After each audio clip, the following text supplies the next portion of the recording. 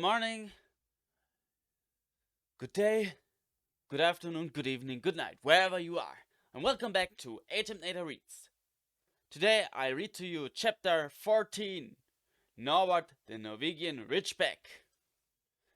Quirrell, however, must have been braver than they'd thought. In the weeks that followed, he did seem to be getting paler and thinner. But it didn't look as though he'd cracked yet. Every time they passed the third floor corridor, Harry, Ron, and Hermione would press their ears to the door to check that Fluffy was still growling inside. Snape was sweeping about in his usual bad temper, which surely meant that the stone was still safe. Whenever Harry passed Quirrell these days, he gave him an encouraging sort of smile, and Ron had started telling people off for laughing at Quirrell's stutter. Hermione, however, had more on her mind than the Philosopher's Stone. She had started drawing up revision timetables and color coding all her notes. Harry and Ron wouldn't have minded, but she kept nagging them to do the same. Hermione, the exams are ages away. 10 weeks, Hermione snapped. That's not ages, that's like a second to Nicholas Flamel. But we're not 600 years old, Ron reminded her. Anyway, what are you revising for? You already know it all. What am I revising for? Are you mad? You realize we need to pass these exams to get into the second year? They are very important. I should have started studying a month ago. I don't know what's got into me. Unfortunately, the teachers seemed to be thinking along the same lines as Hermione. They piled so much homework on them that the Easter holidays weren't nearly as much fun as the Christmas ones. It was hard to relax with Hermione next to you, reciting the 12 uses of dragon's blood or practicing wand movements. Mourning and yawning, Harry and Ron spent most of their free time in the library with her, trying to get through all their extra work. I'll never remember this, Ron burst out one afternoon, throwing down his quill and looking longingly out of the library window. It was the first really fine day they'd had in months. The sky was a clear forget-me-not blue, and there was a feeling in the air of summer coming. Harry, who was looking up Dittany in 1,000 magical herbs and fungi, didn't look up until he heard Ron say, Hagrid, what are you doing in the library? Harry Hagrid shuffled into view, hiding something behind his back. He looked very out of place in his moleskin overcoat. Just looking, he said in a shifty voice that got their interest at once. And what are you lot up there? He looked suddenly suspicious. You're not still looking for Nicholas Flamel, are you? Oh, we found out who he is ages ago, said Ron impressively. And we know what that dog's guarding. It's a Philosopher's Stone. Shh! Hagrid looked around quickly to see if anyone was listening. Don't go shouting about it. What's the matter with you? There are a few things we wanted to ask you. As a matter of fact, said Harry. About what's guarding the stone apart from Fluffy. Shh, said Hagrid again. Listen, come and see me later. I'm not promising I'll tell you anything, mind, but don't go rabbiting about it in here. Students aren't supposed to know. They think I've told you. See you later then, said Harry. Hagrid shuffled off. What was he hiding behind his back? Said Hermione thoughtfully. Do you think it had anything to do with the stone? I'm going to see what section he was in, said Ron, who'd had enough of working. He came back a minute later with a pile of books in his arms and slammed them down on the table. Dragons, he whispered. Hagrid was looking up stuff about dragons. Look at these. Dragon species of Great Britain and Ireland, from Egg to Inferno, a Dragon Keeper's Guide. Hagrid always wanted a dragon, he told me. So the first time I ever met him, said Harry. But it's against our laws, said Ron. Dragon breeding was outlawed by the Warlocks Convention of 79. Everyone knows that. It's hard to stop muggles noticing us if we're keeping dragons in the back garden. Anyway, you can't tame dragons. It's dangerous. You should see the burns Charlie's got of wild ones in Romania. But there aren't wild dragons in Britain, said Harry. Of course there are, said Ron. Common Welsh green and Hebridean blacks. The Ministry of Magic has a job hushing them up. I can tell you, our lot of have to keep putting spells on muggles who've spotted them to make them forget. So, what on earth's Hagrid up to? Said Hermione. When they knocked on the door of the gamekeeper's hut an hour later, they were surprised to see that all the curtains were closed. Hagrid called, "Who is it?" before he let them in, and then shut the door quickly behind them. It was stiflingly hot inside. Even though it was such a warm day, there was a blazing fire in the grate. Hagrid made them tea and offered them stewed sandwiches, which they refused. "So, you wanted to ask me something?" "Yes," said Harry. There was no point beating about the bush. "We were wondering if you could tell us what's guarding the Philosopher Stone apart from Fluffy." Hagrid frowned at him. "Of course I can't," he said. "Number one, I don't know myself. Number two, you know too much already, so I wouldn't tell you if I could. That stone's here for a good reason. It was almost stolen out of Gringotts. I suppose you've worked that out and all. It beats me how you even know about Fluffy." "Oh, come on, Hagrid. You might not want to tell us, but you do know. You know everything that goes on around here," said Hermione in a warm, flattering voice. Hagrid's beard twitched, and they could tell he was smiling. We only wondered who had done the guarding, really," Hermione went on. "We wondered who Dumbledore had trusted enough to help him apart from you." Hagrid's chest swelled at these last words. Harry and Ron beamed at Hermione. "Well, I don't suppose it could hurt to tell you that. Let's see. He borrowed Fluffy from me. Then some of the teachers did enchantments. Professor Sprout, Professor Flitwick, Professor McGonagall. He ticked them off on his fingers. Professor Quirrell and Dumbledore himself did something occurs. Hang on, I've forgotten someone. Oh yeah, Professor Snape." "Snape? Yeah, you're not still on about that, are you? Look, Snape helped protect the stone. He's not about to steal it." Harry knew Ron and Hermione were thinking the same as he was. If Snape had been in on protecting the stone, it must have been easy to find out how the other teachers had guarded it. He probably knew everything except, it seemed, Quirrell's spell and how to get past Fluffy. "You're the only one who knows how to get past Fluffy, aren't you, Hagrid?" said Harry anxiously. "And you wouldn't tell anyone, would you? Not even one of the teachers?" "Not a soul knows except me and Dumbledore," said Hagrid proudly. "Well, that's something," Harry muttered to the others. Hagrid, can we have a window open? I'm boiling." "Can't, Harry, sorry," said Hagrid. Harry noticed him glance at the fire. Harry looked at it too. "Hagrid, what's that?" But he already knew what it was. In the very heart of the fire underneath the kettle was a huge black egg. "Ah," said Hagrid, fiddling nervously with his beard. "That's, Where did you get it, Hagrid?" said Ron, crouching over the fire to get a closer look at the egg. "It must have cost you a fortune." "Won it," said Hagrid. "Last night. I was down in the village having a few drinks and got into a game of cards with a stranger.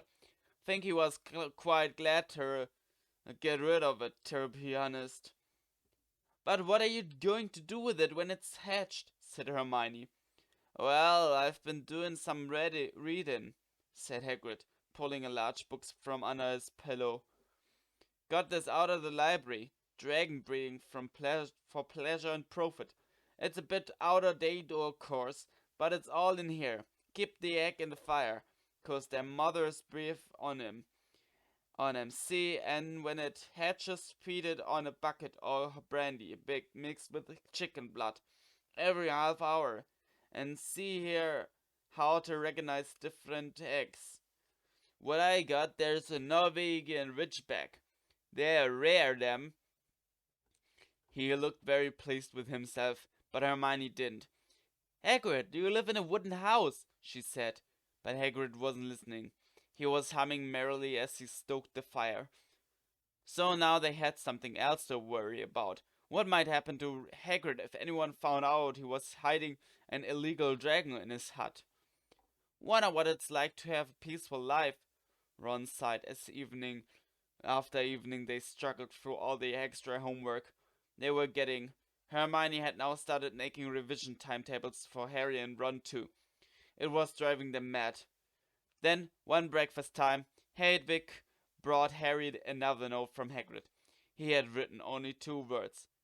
It's hatching! Ron wanted to skip herbology and go straight down to the hut. Hermione wouldn't hear of it. Hermione, how many times in our lives are we going to see a dragon hatching? We've got lessons. We'll get into trouble, and that's nothing to what Hagrid's going to be when someone finds out what he's doing. Shut up, Harry whispered. Malfoy was only a few feet away, and he had stopped dead to listen. How much had he heard? Harry didn't like the look on Malfoy's face at all. Ron and Hermione argued all the way to herbology, and in the end, Hermione agreed to run down to Hagrid's with the other 2 during morning break. When the bell sounded from the castle at the end of the lesson, the 3 of them dropped their trowels at once and hurried through the grounds to the edge of the forest. Hagrid greeted them, looking flushed and excited. It's nearly out, he ushered them inside. The egg was lying on the table. There were deep cracks in it. Something was moving inside. A funny clicking noise was coming from it. They all drew their chairs up to the table and watched with bated breath. All at once there was a scraping noise, and the egg split open. The baby dragon flopped onto the table. It wasn't exactly pretty.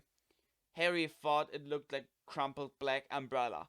Its spiny wings were huge compared to its skinny yet jet body, and it had a long snout with white nostrils, stubs of horns, and bulging orange eyes. It sneezed. A couple of sparks flew out of its snout. Isn't he beautiful? Hagrid murmured. He reached out a hand to stroke the dragon's head. It snapped at his fingers, at showing pointed fangs. Bless him, look, he knows his mommy, said Hagrid. Hagrid, said Hermione, how fast do Norwegian Ridgeback grow exactly? Hagrid was about to answer when the color suddenly drained from his face. He leaped to his feet and ran to the window. What's the matter? Someone was looking through the gap in the curtains. It's a kid. He's running back up to the school. Harry bolted to the door and looked out.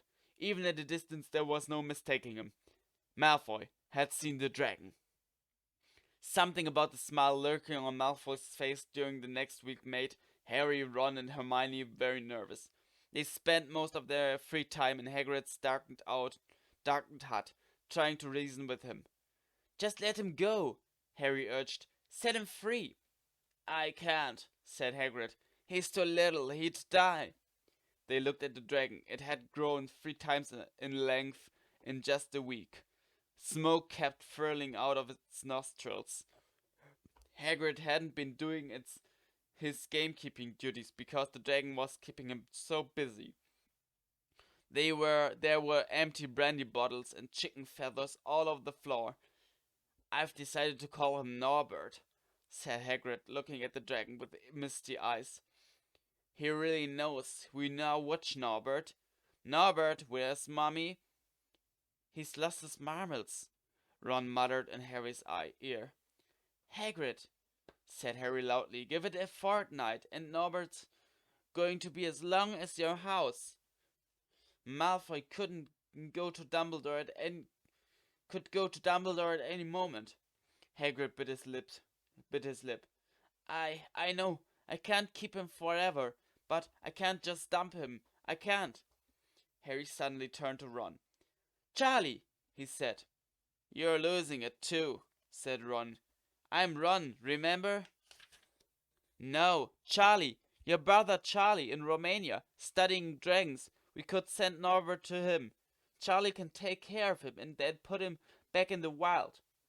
Brilliant, said Ron. How about it, Hagrid? And in the end, Hagrid agreed that they could send an owl to Charlie to ask him. The following week dragged by. Wednesday night found Hermione and Harry sitting alone in the common room, long after everyone else had gone to bed.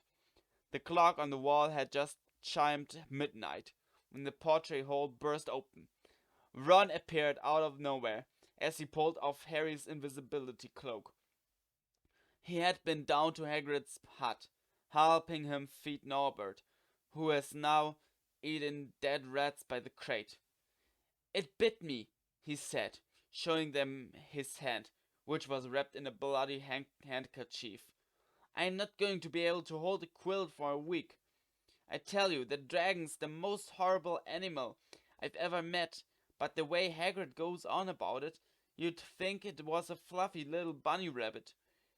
When it bit me, he told me off for frightening it, and when I left, he was singing it a lullaby. There was a tap on the dark window. It's Hedwig, said Harry, hurrying to let her in. She'll have Charlie's answer. The three of them put their hands together to read the note. Dear Ron, how are you? Thanks for the letter. I'd be glad to take the Norwegian Ridgeback, but it won't be easy getting him here. I think the best thing will be to send him over with some friends of mine, who are coming to visit me next week. Trouble is, they mustn't be seen carrying an illegal dragon. Could you get the Ridgeback up the tallest tower at midnight on Saturday? They can meet you there and take him away while it's still dark. Send me an answer as soon as possible. Love, Charlie. They looked at each other. We've got the invisibility cloak, said Harry. It shouldn't be too difficult. I think the cloak's big enough to cover two of us and Norbert. It was a mark of how bad the last week had been that the other two agreed with him. Anything to get rid of Norbert and Malfoy. There was a hitch by next morning. Ron's bitten hand swollen to twice its usual size. He didn't know whether it was safe to go to Madame Pomfrey. Would she recognize a dragon bite? By the afternoon, though, he had no choice. The cut had turned a nasty shade of green. It looked as if Norbert's fangs were poisonous. Harry and Hermione rushed up to the hospital wing at the end of the day to find Ron in a terrible state in bed. It's not just my hand, he whispered, although it feels like it's about to fall off. Malfoy told Madame Pomfrey he wanted to borrow one of my books so he could come and have a good laugh at me. He kept threatening to tell her what really had bit me. I've told her it was a dog, but I don't think she believes me. I shouldn't have hit him at the Quidditch match. That's why he's doing this. Harry and Hermione tried to calm Ron down. It'll all be over at midnight on Saturday, said Hermione. But this didn't soothe Ron at all. On the contrary, he saw her set bolt upright and broke into a sweat. Midnight on Saturday, he said in a hoarse voice. Oh no, I've just remembered. Charlie's letter was in that book Malfoy took. He's going to know we're getting rid of Norbert. Harry and Hermione didn't get a chance to answer. Madame Pomfrey came over at that moment and made them leave, saying Ron needed sleep. It's too late to change the plan now, Harry told Hermione. We haven't got time to send Charlie another owl, and this could be our only chance to get rid of Norbert. We'll have to risk it, and when we have got the invisibility cloak. Malfoy doesn't know about that. They found Fang, the boar hound, sitting outside with a bandaged tail when they went to tell Hagrid, who opened the window to talk to them. I won't let you in, he puffed. Norbert's at a tricky stage. Nothing I can't handle. When they told him about Charlie's letter, his eyes filled with tears. Although that might have been because Norbert had just bitten him on the leg. Ah, it's alright. He only got my boot. Just plain. He's only a baby after all. The baby banged its tail on the wall, making the windows rattle. Harry and Hermione walked back to the castle, feeling Saturday couldn't come quickly enough. They would have felt sorry for Hagrid when the time came for him to say goodbye to Norbert. If they hadn't been so worried about what they had to do, it was a very dark, cloudy night, and they were a bit late arriving at Hagrid's hut, because they'd had to wait for Peeves to get out of their way in the entrance hall, where he'd been playing tennis against the wall. Hagrid had Norbert packed and ready in a large crate. He's got lots of rats and some brandy for the journey, said Hagrid in a muffled voice. And I've packed this bait teddy bear in case he gets lonely. From inside the crate came ripping noises that sounded to Hagrid as though Teddy was having his head torn off. Bye-bye, Norbert, Hagrid sobbed as Harry and Hermione covered the crate with the invisibility cloak and stepped in underneath it themselves. Mummy will never forget you. How they managed to get the crate back up to the castle, they never knew. Midnight ticked nearer as they heaved Norbert up the marble staircase in the entrance hall, and along the dark corridors. Up another staircase, then another. Even one of Harry's shortcuts didn't make the work much easier. Nearly there, Harry panted as they reached the corridor beneath the tallest tower. Then a sudden movement ahead of them made them almost drop the crate. Forgetting that they were already invisible, they shrank into the shadows, staring at the dark outlines of two people, grappling with each other 10 feet away. A lamp flared. Professor McGonagall in a tartan dressing gown and a hairnet had Malfoy by the ear. Detention, she shouted, and 20 points from Slytherin, wandering around in the middle of the night. How dare you? You don't understand, Professor. Harry Potter's coming. He's got the dragon. What utter rubbish! How dare you tell such lies? Come on, I shall see Professor Snape about you, Malfoy.